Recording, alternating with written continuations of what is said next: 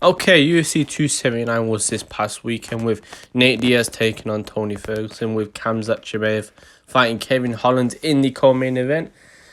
And yeah, a pretty action-packed card, to be fair. A lot of exciting fight, a lot of exciting finishes. We saw the first ever, and I never thought I'd ever see this, but an up kick body finish from Irene Aldana, which, like I said, new one, you never really see it. Something like that. We saw Johnny Walker getting the rear naked choke against Kutalaba. We saw what I felt was a very poor decision in the Li Jiang and Daniel Rodriguez fight, and a very poor decision. I felt he comfortably won that, at least by 2 rounds to 1. I thought he had 1 and 2 in the bag, but I guess these judges saw it differently. And a very good main event, and yeah, like I said, a pretty good card in general. Some exciting fights. We saw Chris Barnett as well get another KO in the second round. And like I said, probably as far as action, one of the more exciting cards of the year. This card initially looked like a bit of a horror show, but I think because of all the controversy beforehand and the fight switching in and out, it's turned out to be quite an exciting card. Definitely one of the most memorable ones of the year, I'd say, thus far. But yeah, obviously I previewed the co-main and main event, which we're going to get into, of, like I said, Chimaev Holland and Diaz Ferguson. So starting off, we'll go with Khamzat Chimaev and Kevin Holland, where Khamzat Chimaev got the finish via Darce choke in the first round against Kevin Holland. And Chimaev, first of all, so obviously I predicted Chimaev to win this. I thought it'd be a decision. However, don't know why I completely overlooked this and didn't even realise this was actually a 5-round fight. If it were a 5-round fight, I think my prediction may have changed, because then I think maybe I might predict him to get the finish, because in a 5-round fight, longer to go, and Chimaev naturally will start out a bit more explosive, because I don't know how his cardio is. It didn't look great in the Gilbert Burns fight, but because he starts off so quick in these fights, eventually he may face a guy who is going to sort of make him pay for that. Gilbert Burns sort of did, but he didn't really start off quick against Gilbert Burns. He kept it pretty straightforward. Obviously, he applied the pressure, but never pushed the pace past the point. And in this fight, he came out immediately, absolutely sprinted and shot for the takedown. And Kevin Holland did a good job of sprawling, but eventually, you knew he just couldn't do anything. The way Kevin Holland's built, he's not. I know he fought middleweight, but he's not really that big, and he just got absolutely taken down and mauled. It wasn't really close. Obviously, he did well for a bit, Holland, but then once he got back up to his feet, Chimaev just got him down, dominated him on the ground, and tried to work a Darce choke. He couldn't really get it in at first, but then kept adjusting and eventually got the finish and a routine win for Chimaev. Obviously, his weight issue coming in at 178 apparently was his corner felt like it was unhealthy for him to make the weight until they told him to stop cutting, which, if that's the case, to me just make the permanent move up to middleweight, because either way, you got two exciting divisions ahead of you. I let's see. If we're talking about welterweight, I love him and Colby, but I also equally him and Costa I think would be an interesting fight. So there's a lot of good fights for him either way. But yeah, a great win from Chimaev. Routine, like I said, nothing to it. Didn't really expect anything different. I think with Chimaev now, you need to start giving him these main event 5-rounders like we were going to have here, because I think you need to really see him tested. If he's going to go for welterweight, like I said, him and Colby would be the fight I would make. I think he's past fighting the likes of Li Jiang and people like this. I think the Burns fight was good. Now he needs that step up, and Burns was damn near a step up, but I think now he's ready for that one last fight until he can fight for the belt. He ain't going to fight for the belt welterweight because Usman and Edwards are going to obviously have a rematch, and I think at middleweight there's some good matchups, and you won't have to cut obviously nearly as much. So to me, I think if you're Chimaev, you make that step up, and I think stick to a one weight. I think fight at middleweight, and if you go middleweight, I think Paulo Costa is the fight next. The beef between the two of them, they both went back and forth. Because of Chimaev's cardio, I do wonder how he will cope if it's a 5-rounder. And with Costa, I wonder how he deals with Chimaev's wrestling. He was able to pretty much stuff Vittori's takedown quite well, but I guess the problem with him in the Vittori fight was that he just gassed down. Vittori just kept coming forward and had a lot of pressure, brought a lot of pressure to it. Great fight though against Vittori, and I felt like with Costa as well, Luke Rockwood, he kind of gassed quite quickly. So we'll just see how Chimaev takes advantage of it. We're still yet to see Chimaev's cardio already tested. The only time we did was go up Burns' fight, and even then, that was a straight back and forth war. We need to see it, I think, in a 5-round fight where maybe he's not having his own way. You know, you see it in, for example, you look at Colby Compton and Kamaru Usman's fights with each other. Those two were able to keep a pace for all 5 rounds. Adesanya can do the same, so I just need to see what Chimaev can do. But he's a beast, Chimaev, even though he didn't make weight and he's cussing everybody. He's a absolute lunatic in there, and I think he will be a world champion one day.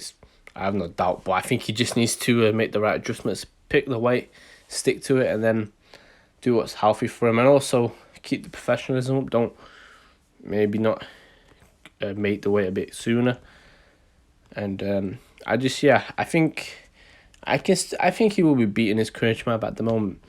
He's got this unstoppable nature about him, and I think that only helps cementing his legend at the moment of being this unstoppable force. But yeah, I'm excited to see what Chimaev does next. Though it's a great fight for Kevin Holland. He did well. He's got heart. It was a very, very close fight. I mean, it wasn't a very close fight, but he at moments kept it close. He was sprawling, doing well. He was able to keep it standing for longer than I thought. I thought he'd be down for the first takedown, but stylistically, it was always a nightmare for him. We saw him get ragdolled by Brunson and Vittori, so it was only one thing was going to happen in this fight. But he did well, though, for what you can do against a guy like Chimaev with the wrestling that he's got.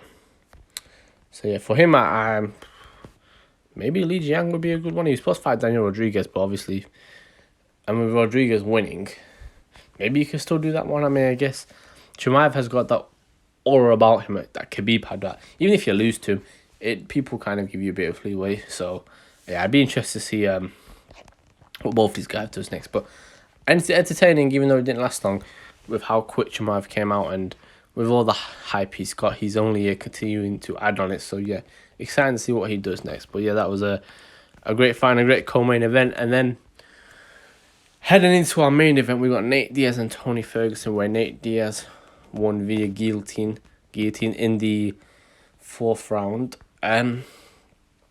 Entertaining fight, to be honest, a very entertaining fight.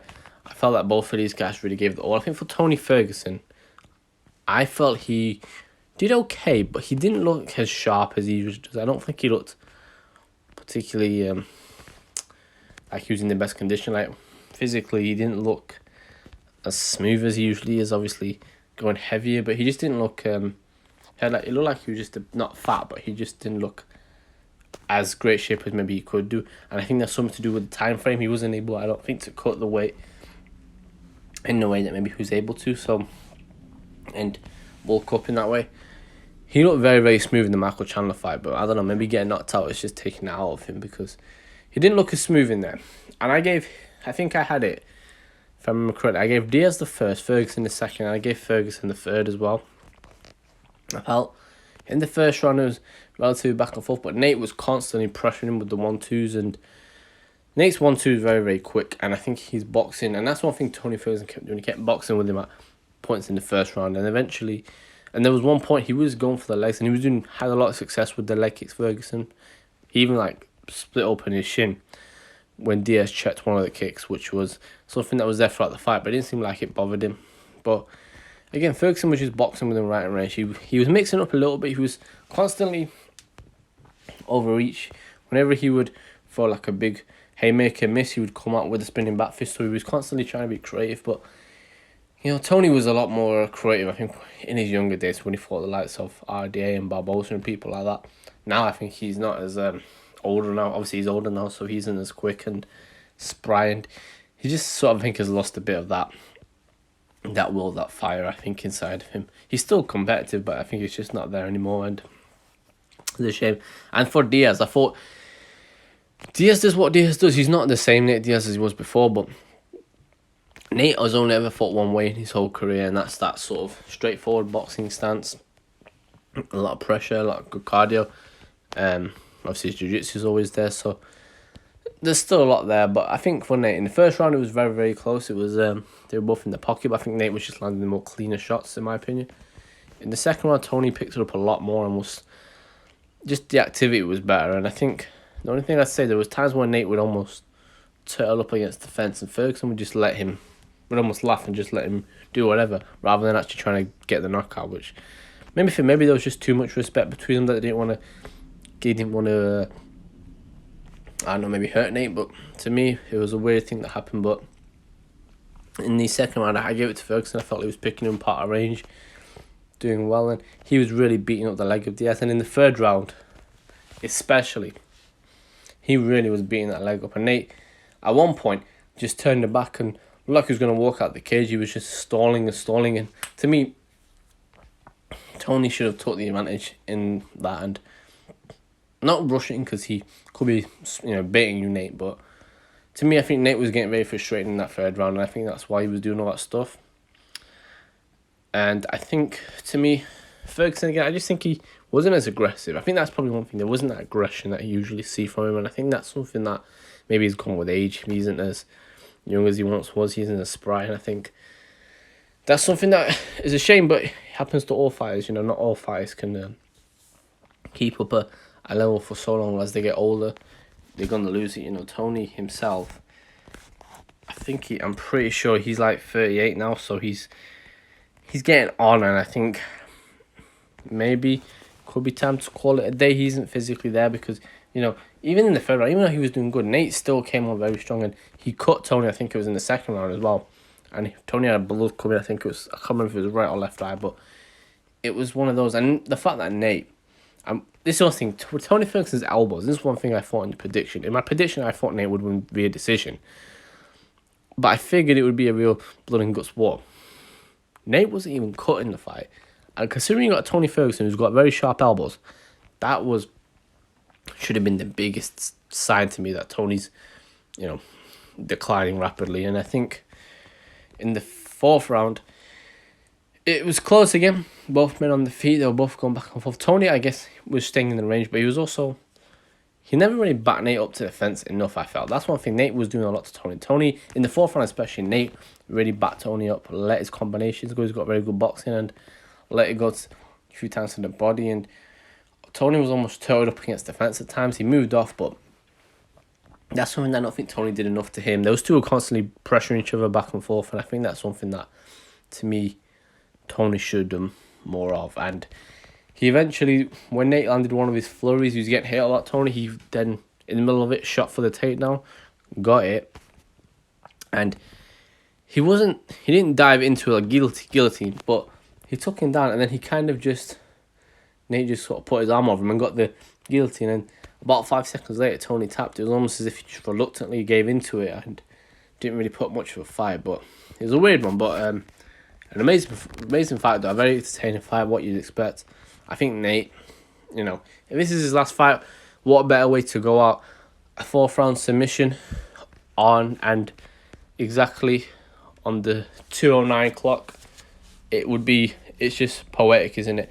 I think Nate hasn't always been, like you said, him and UFC ain't been on good terms, but, he is, regardless of if he won a belt or not, he's one of the legends of the sport. He's always comes to fight and always game, and that's one thing you say about Nate. He never hides in there, he always comes to fight. And yeah, an amazing fight. And I think, like I said, the fact that he got the submission, he got a stoppage first since he stopped Conor McGregor all them years ago with the rear naked choke. The fact that he got the stoppage with the guillotine, and the fact that again, he got the stoppage just as the fight clock stopped on 2:09. To me, it's poetic, it's perfect. And I'd say Nate now, just go off in the sunset, fight Jake Paul. It's the perfect thing. He doesn't need to fight anymore. There's only one fight I'd say that's out there next to the McGregor fight, but even then I don't really I don't even know if I'm really bothered about that fight now, but I still had to see it. It's still an entertaining fight. But yeah, a great fight. So I think for Nate now, go off, fight Jake Paul, do whatever you want. He wants to go into boxing, I think he was saying. And he says that he felt like McGregor never did it properly, and he wants to do that. So yeah, I think he's probably got the best base for it. He does come from a boxing background, so it's great. And obviously he this spar, him and his brother did spar with Andre Ward back in the day, so I definitely could see him making that transition over. So yeah, and for Tony, even like a fight with McGregor now might be a rough one. I think you just gotta look at it. He looks a lot better at 155, but if you're gonna do this 170 thing again, just be very careful with the matchups. Don't stick him away from anybody who can really do you damage and knock you out, because we don't want this guy to get any brain damage or anything, or get the CTE, because otherwise, that's one of the things about this sport, and same with boxing. If you go on too long, your health will suffer in the meantime. If you take so many fights, eventually you'll take years off your life, and that's what I don't think you want with Tony Ferguson. He's been a legend. They're both legends. They're both nothing to be ashamed of, and both always come to fight. So I think it's I like seeing Nate go out like that, and for Tony, I like to see him go out on a high note, and I like to see him go out whilst he still has his health. So I think that's the important thing of this. But regardless, though, Tony's a legend, as is Nate Diaz, two warriors of the sport, and it was great seeing him in there. I always want to see those two fight, and it was exactly what I expected: entertaining, fun, and those two both were constantly going back and forth, and both came to fight. But obviously, like I said, Tony just neither of them was in their prime, but it's still entertaining fight, and was still worth to me being a main event. But yeah, that's just my quick review though of the UFC 279 pay-per-view card. A fantastic, not fantastic, I say it's been a very good, entertaining card, considering all the stuff that went on. Definitely one of the more most memorable cards of the year, with everything getting reshuffled. I've never seen anything like this really ever. So yeah, very entertaining fight, and yeah, like I said, Nate goes out a legend, Tony stays a legend, and Chimaev just keeps on growing. So a great card, and yeah, until next time.